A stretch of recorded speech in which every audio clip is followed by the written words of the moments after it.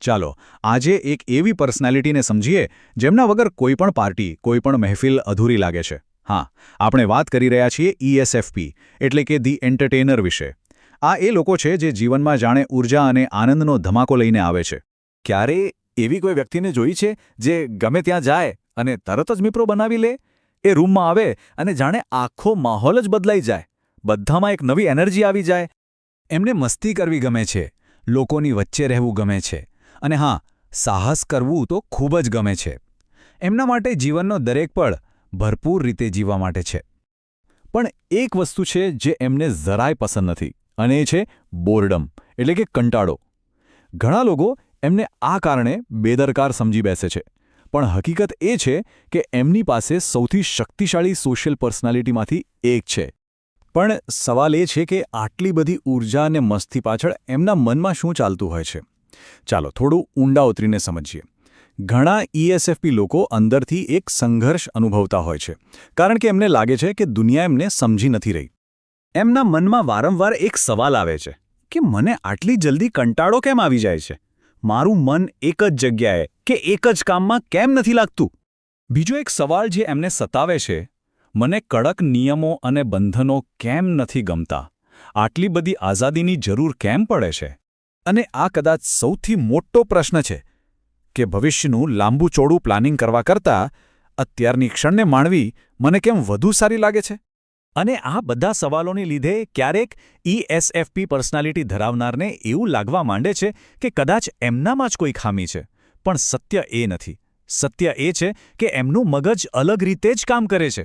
એ લોકો અનુભવોથી શીખે છે, લોકો સાથે તરત જ જોડાઈ જાય છે, અને જ્યાં પણ જાય છે ત્યાં એક નવી જ ઊર્જા ભરી દે છે. તો આ ESFP છે શું?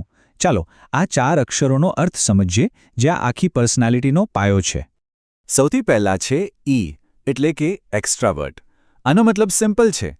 એમને ઊર્જા લોકો પાસેથી મળે છે. વાતો કરવી, પાર્ટીમાં જવું, નવી નવી એક્ટિવિટી કરવી, આ બધું એમને ચાર્જ કરે છે. એટલે જ લાંબો સમય એકલા રહેવાથી એમને કંટાળો આવે છે. પછી આવે છે S એટલે સેન્સિંગ. આ લોકો અત્યારને જીવે છે. એ દુનિયાને પોતાની 5 ઇન્દ્રિયોથી અનુભવે છે, એટલે જ એમને પુસ્તકોના સૂકા સિદ્ધાંતો કરતાં રિયલ લાઈફના અનુભવો વધુ આકર્ષે છે. જેમ કે કોઈ મસ્ત જગ્યાએ ફરવા જવું, સારું સંગીત સાંભળવું કે પછી સ્વાદિષ્ટ ભોજનનો આનંદ લેવો. ત્રીજો અક્ષર છે F એટલે ફીલિંગ. આ લોકો મોટાભાગના નિર્ણયો દિલથી લે છે, મગજથી નહીં. એમના માટે લોકોની લાગણીઓ બહુ મહત્વની છે, અને એ હંમેશા ઈચ્છે છે કે બધા ખુશ રહે. અને છેલ્લે P એટલે પરસીવિંગ. આનો સીધો સંબંધ છે આઝાદી સાથે. એમને સ્વતંત્રતા ગમે છે. એકદમ કડક રૂટીન, ઘણા બધા નિયમો કે પછી ફિક્સ પ્લાન, આ બધું એમના માટે નથી. જીવનમાં થોડો રોમાંચ તો હોવો જ જોઈએ ને? તો આ 4 ગુણધર્મો મળીને ESFP બને છે, પણ આ જ ગુણોને કારણે સમાજમાં એમના વિશે ઘણી ગેરસમજો પણ ફેલાયેલી છે. ચાલો આજે એમને તોડીએ. પહેલી ગેરમાન્યતા: ESFPs બેદરકાર હોય છે. ના, એવું નથી. એ લોકો બેદરકાર નથી, પણ એ વર્તમાનની ક્ષણમાં એટલા ડૂબેલા હોય છે કે એમનું પૂરું ધ્યાન અત્યારે શું થઈ રહ્યું છે એના પર જ હોય છે. બીજી ગેરમાન્યતા: ESFPs આળસુ હોય છે. આ પણ સાચું નથી. હકીકતમાં એમને કંટાળાજનક કામથી સખત નફરત છે. જો કામ રસપ્રદ હોય, એક્શનથી ભરપૂર હોય, તો એમના જેવી ઊર્જા બીજા કોઈનામાં જોવા નહીં મળે. અને ત્રીજી અને સૌથી મોટી ગેરમાન્યતા કે ESFPs સ્માર્ટ નથી હોતા. આ તો બિલકુલ ખોટી વાત છે. ભલે એ પુસ્તકીય જ્ઞાનમાં કદાચ પાછળ હોય, પણ એ ઇમોશનલી એટલે કે ભાવનાત્મક રીતે ખૂબ જ સ્માર્ટ હોય છે. લોકોને સમજવાની અને એમને ખુશ રાખવાની જે કળા એમની પાસે છે, એ ખરેખર એક દુર્લભ આવડત છે. તો આ પર્સનાલિટી પોતાની આ શક્તિઓનો ઉપયોગ કેવી રીતે કરી શકે? ચાલો એમની ટૂલકિટ પર એક નજર નાખીએ. આ એક વાર્તા છે રોહનની. સ્કૂલમાં એને ભણવામાં બહુ કંટાળો આવતો. પુસ્તકો ભારે લાગતા હતા, પણ એને સ્પોર્ટ્સ, ઇવેન્ટ્સ અને દોસ્તો સાથે મજા આવતી હતી. મોટા થઈને રોહન એક સફળ ઇવેન્ટ મેનેજર, કન્ટેન્ટ ક્રિએટર અને ઉદ્યોગ સાહસિક બન્યો. કેમ?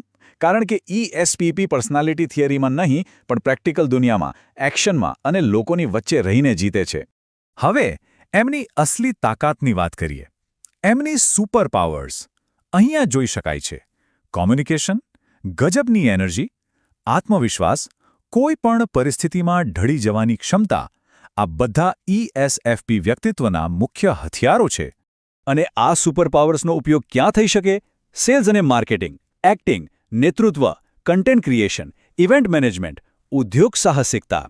ટૂંકમાં એવા દરેક ક્ષેત્રમાં જ્યાં લોકો સાથે જોડાણ અને ભરપૂર ઊર્જાની જરૂર હોય ત્યાં ESFP ખરેખર ચમકી શકે છે.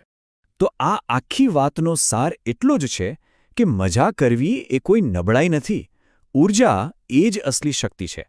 અને ESFP પર્સનાલિટી આ વાતનું શ્રેષ્ઠ ઉદાહરણ છે. તો આજના આ વિશ્લેષણને આપણે એક સવાલ સાથે પૂરો કરીએ. શું એવું બની શકે કે જીવનને માણવાની અને મજા કરવાની જે કળા છે, જેને દુનિયા કદાચ બહુ ગંભીરતાથી નથી લેતી, એ જ ખરેખર કોઈની સૌથી મોટી સુપરપાવર હોય? આના પર વિચારવા જેવું છે, ખરું ને? एक कदम विकसित भारत की ओर।